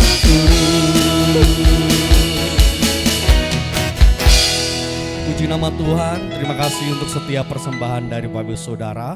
Biarlah menjadi berkat bagi pekerjaan Tuhan di GKI MCC. Info sepekan yang perlu saya sampaikan di pagi hari ini. Minggu depan sudah mulai aktif kembali kegiatan-kegiatan yang ada di GKI MCC. Hari Senin ada latihan tamborin pukul 6 sore. Kemudian hari Selasa dan hari Rabu adalah hari di mana adanya oikos. Bagi Bapak Ibu Saudara yang belum tergabung di dalam oikos, Bapak Ibu Saudara bisa langsung menghubungi koordinator atau gembala-gembala oikos yang ada di sekitar daerah Bapak Ibu Saudara. Setiap hari Selasa atau setiap hari Rabu pukul 6:30 malam. Kemudian pagi harinya di hari Rabu ada program Kristal pukul 10 pagi di Radio Immanuel. Bagi Bapak Ibu Saudara yang memiliki kerinduan, yang memiliki waktu-waktu longgar bisa menyimak dan bisa mendengarkan berkat-berkat firman Tuhan yang disampaikan melalui program Kristal setiap hari Rabu pukul 10 pagi di Radio Immanuel. Kemudian hari Kamis ada latihan musik dan pujian pukul 6 sore. Kemudian hari Jumat ada menara doa pelayan. Bagi setiap pelayan-pelayan Tuhan diwajibkan hadir besok hari Jumat pukul 6 sore di ruko atau di tempat yang biasanya kita ibadah di Jalan Honggowongso. Kemudian hari Sabtunya ada ibadah pemuda remaja Metanek pukul 5:30 sore. Bagi teman-teman pemuda remaja yang belum join, mari join. Silahkan boleh merasakan indahnya persekutuan pemuda remaja. Kemudian hari Minggunya kita berjumpa kembali di ibadah raya gabungan. Karena besok hari Minggu adalah minggu keempat. Jadi ibadahnya satu kali saja pukul 8 pagi disertai dengan perjamuan kasih. Itu saja yang perlu saya sampaikan di pagi hari ini. Mungkin Bapak Daniel bisa menyampaikan tambahan.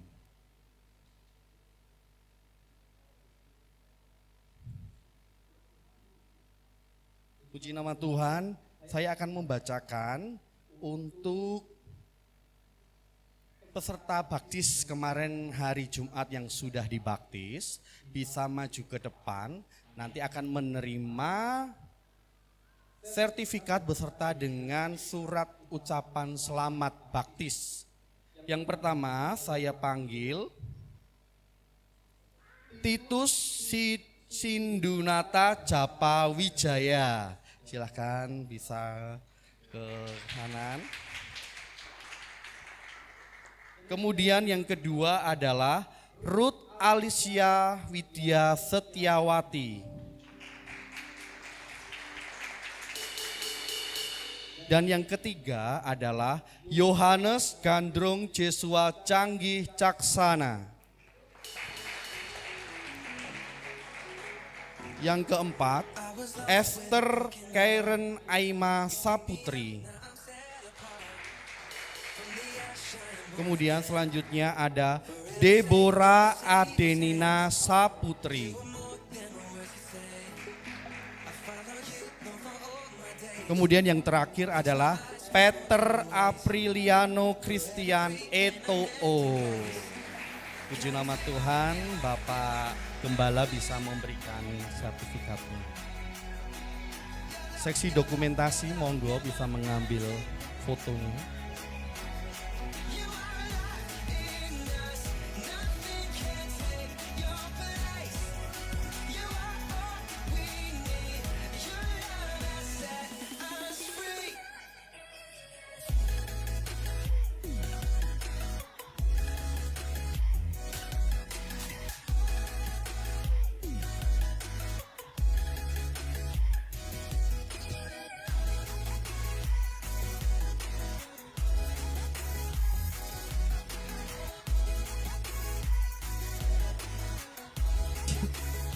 Saya undang untuk seluruh pastoral bisa maju untuk mendampingi peserta baptis tahun ini. Kita akan berfoto bersama dengan peserta baptis dan seluruh pastoral. Monggo Bapak Ibu pastoral.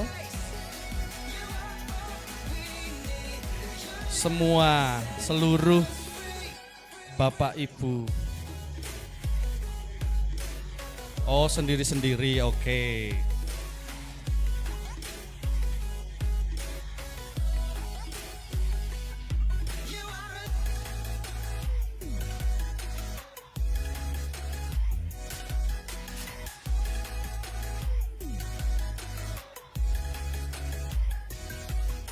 Bapak Ibu Iwan, Bapak Ibu Daniel Kris, Bapak Ibu Heri, dan Bapak Ibu Anugrah Hadi.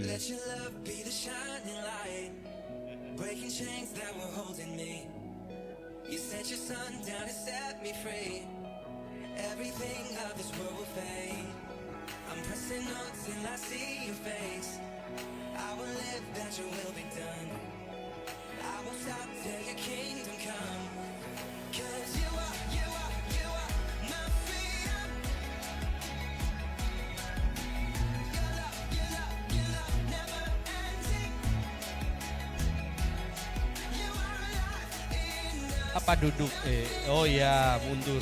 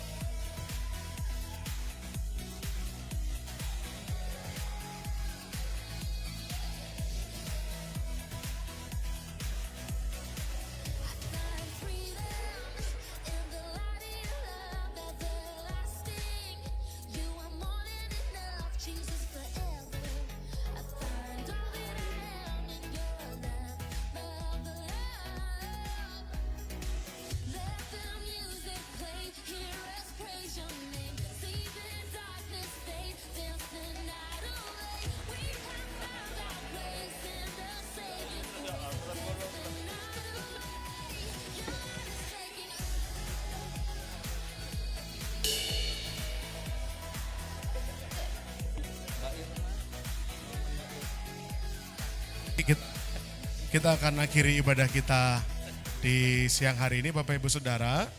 Dan setelah ini kita akan ambil foto bersama seluruh sekali lagi. Jadi kita ada total 3 foto. Nanti akan dibantu oleh seksi dokumentasi. Dan seperti kemarin ya, ada yang di kursi, ada yang di bawah, ada yang di atas. Mari kita bangkit berdiri bersama-sama. Saya ucapkan selamat Paskah kepada Bapak Ibu Saudara semua dan senang kita bisa mengakhiri seluruh rangkaian acara retret 3 hari 2 malam. Soli Deo Gloria, segala hormat puji kemuliaan hanya bagi Tuhan kita Yesus Kristus. Amin. Mari kita berdoa. Bapa yang kami sembah, kami muliakan, di dalam nama Tuhan kami Yesus Kristus kami menaikkan syukur, hormat kami, pujian, sembah kami, betapa kami boleh kagum dan bangga mengenang kembali peristiwa kematian Kristus untuk menebus dosa-dosa kami, bahkan kebangkitan Kristus untuk menunjukkan kemenangan telak bagi kami orang-orang percaya kepada Kristus. Kami merayakannya, memperingatinya selama 3 hari 2 malam di retret kali ini. Dan biarlah kiranya berkat-berkat rohani sepenuhnya boleh limpah ruah dalam kehidupan kami dan betul-betul membawa transformasi, membawa perubahan yang holistik sepenuhnya dalam jiwa kami, pribadi kami. Pulang dari tempat ini kami menjadi berkat, menjadi pembangun-pembangun kerajaan Allah dimanapun kami ditempatkan. Terima kasih Bapa di sorga. Dengan demikian Tuhan, seluruh rangkaian acara retret 3 hari 2 malam dengan tema Kingdom Builders boleh berjalan dengan baik, dengan lancar.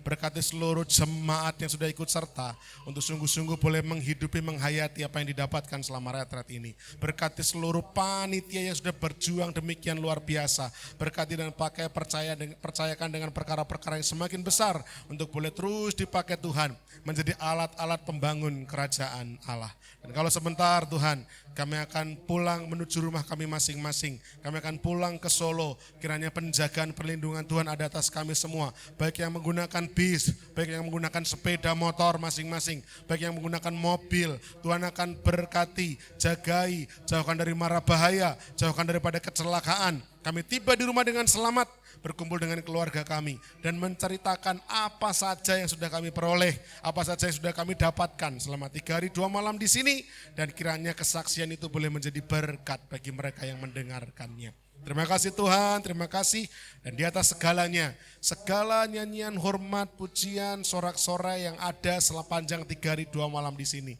semua kami kembalikan dan haturkan hanya bagi Tuhan saja yang menjadi junjungan kami. Sekarang sebelum kami pulang, bersama-sama dengan iman percaya kami akan menengadahkan kedua tangan kami untuk menerima berkat-berkat Tuhan. Jemaat Tuhan yang dikasihi oleh Tuhan, kiranya Tuhan memberkati engkau dan melindungi engkau, menyinari engkau dengan wajah-Nya, memberi engkau kasih karunia-Nya.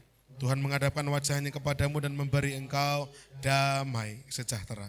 Sekarang sebagai murid-murid Kristus, sebagai pembangun-pembangun kerajaan Allah, pergilah dengan keberanian yang berkobar-kobar memberitakan Injil-Nya, mengasihi jiwa-jiwa dengan kasih Kristus, dan melayani dengan kuat kuasa Allah Roh Kudus. Kiranya berkat-berkat daripada Allah Bapa, cinta kasih kemurahan Tuhan kita Yesus Kristus, persekutuan bersama Allah Roh Kudus, boleh senantiasa memampukan kita menjadi terang membawa kabar baik kepada segala bangsa, mulai hari ini sampai Maranatha Tuhan datang kedua kalinya. Di dalam nama Tuhan kami Yesus Kristus, saya menaikkan syukur dan juga doa kami. Haleluya. Amin. Bila engkau tak besertaku, ku tak mau berjalan. Ku perlu Tuhan, pimpin langkahku dengan kasih karunia-Mu. Pimpin langkahku setiap waktu, berjalan dalam Roh-Mu. Nyatakan Tuhan kemuliaan-Mu dan berjalanlah. Nyatakan Tuhan, nyatakan Tuhan kemuliaan-Mu dan berjalanlah dengan. Nyatakan Tuhan, nyatakan Tuhan kemuliaan-Mu dan berjalanlah denganmu. Selamat Paskah, Tuhan Yesus memberkati.